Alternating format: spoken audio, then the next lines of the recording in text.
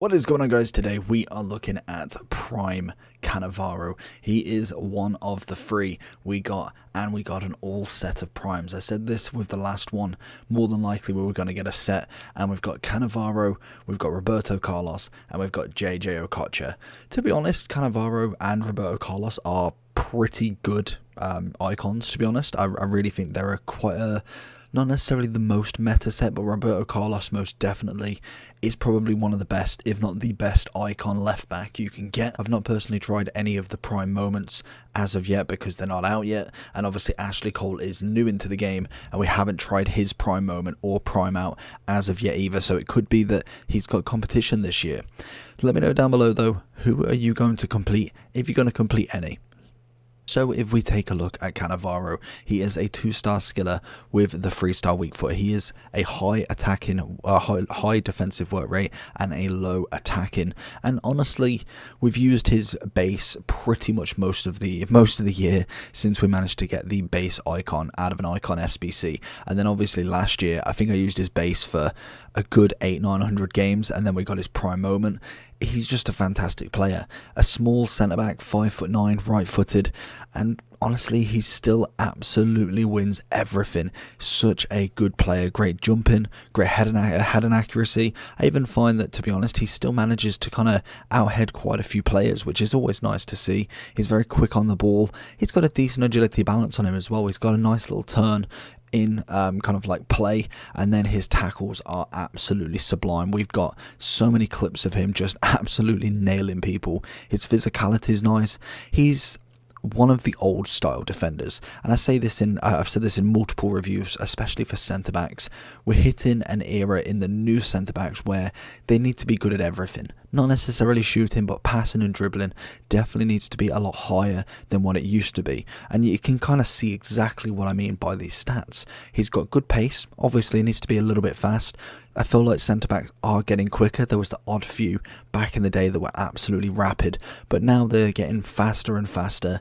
Defensively, they're good, but I feel like the old style defenders were better in terms of tackling. And then obviously physical-wise, people are always physical, but it's always a nice trait to have as an olden centre-back. And then you have maybe a little bit of reaction time, some composure, don't really need any ball control or dribbling. And same for the passing, as long as you can kind of get it out, that's all that matters as an older centre-back. Now you need to be able to play it out. If you're in a spot above her, you need to be able to kind of not necessarily dribble your way out, but at least be composed and have the skill set to be able to, if you are in that sort of situation. Whereas I feel like if it was an older defender, they'd just absolutely oof it up the line. It's just an interesting one. Cannavaro is a World Cup winner, a captain World Cup winner, and is a very unusual centre-back that I think a lot of people kind of just skip over. Whereas I actually really like him. He's coming in at about 900k on both consoles for the tradable and SBC version. We will have a look at the SBC and what you've got to do in the end review, but let's get into some gameplay. So we've got Cannavaro here. Tackle after tackle after tackle. He is just immense. We see interceptions. We see his pace there. He manages to intercept the ball. It pushes it forward and still manages to beat him to the ball. He is just a wonderful defender. And if you can use him correctly, you see there, I know that pass is coming. He's got a very quick turn on him, which is always perfect to cut out them passes. We see once again, you can kind of jockey with him and he just manages to get there with a shadow on him or with an anchor at least. He is just absolutely phenomenal. But in general, like, you can see the tackle literally every single time. He is going to win that ball. We see it countless amount of times, and yes, sometimes he makes a mistake, and again, there's going to be tall strikers that beat him 60-70% of the time in the air, but that's where you use them to your advantage. Swap the centre backs, get him out of the way, get a tall centre back on the go. It's the only thing I'd suggest is, if you've got Cannavaro, definitely link him up with a bigger, taller centre back, just so you've kind of got that aerial battle covered, because on corners the last thing you want is to be Cannavaro to absolutely be run down, and then having a second Cannavaro who is also going to be out jumped and relying more on your midfield, which I just don't think is right. So if we do go into the overall for Cannavaro, as you can see, we have done a review on his 87. We haven't looked at his 89 yet, even though I feel like he will be probably the worst version, just judging on pace and defending. I feel like his base is probably best for value, and I think his prime at the moment is the best version you can get. Obviously, we haven't seen any of the prime moments yet. We do know he will be a centre-back because I don't think Cannavaro personally played any more positions other than centre-back. I could be wrong. He could have played left or right back. I doubt he was a CDM, but he is always absolutely cracked as a prime moment. In terms of links, you've got so many. Italian icons are actually up there. Maldini being a cracking partner that you could get with him. A little bit more expensive. Obviously, you've got the likes of Nesta, Baresi, and then left back wise, you've got the Maldini base, I think it is, and Zambrotta as a right back. Gattuso's a cracking CDM. You've obviously got Zola, Del Piero, you've got Gattuso. There's just so many good icons you can actually get with this card, and I think it's really coming up trumps now with how many icons are coming in the game. It's making more of a variety, and I'm absolutely loving playing with all of these icons. But overall wise, I've given him a 9.8. I feel like his prime moment is going to take him up to the 10. I think the one thing with me is he needs a better weak foot. I think 4-star weak foot would suit him perfectly. A little bit more sprint speed, maybe a little bit more composure for me.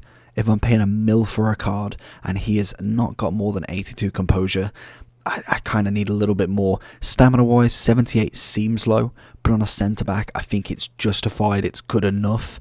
So for me, I'd like it higher, but again, not really feeling that you need it absolutely mega, because he can still cope, even on low chem or low stamina, he can still cope most definitely. And obviously the chemistry style, we are looking Anchor or Shadow Anchor turns him into a 95 centre-back, and obviously Shadow, because of the defending being so high, only turns him into a 93. So Anchor all the way, you get 99 defending, and practically everything is 99. It's just a phenomenal card. If you did put a catalyst on him, obviously you get a bit more passing, no more physical boost, but you do get that 90 pace. But I think Anchor's definitely got to be the way to go for that one. And in terms of the SBC, as we finish up here, we have got his loan card that I will always recommend doing. Even if you're not doing the actual card, loan version is definitely worth having a look at just to get in your friendlies team. And if we go to here, so we've got the bronze and silver, pretty standard there. We've got an 82 rated team with 1 in form, 80 chem, pretty standard. 84, 1 in form, Real Madrid. 86, Juventus. 86, in form or foot chumps player, pretty good. And then an Italian plus a French player, and 65 chem. And then an 88 rated team, 50 chem, Serie A 1. It's pretty standard. We know the format now. It's going to be very interesting when we see someone absolutely massive in these SBCs, because obviously this is already like $1 mil worth.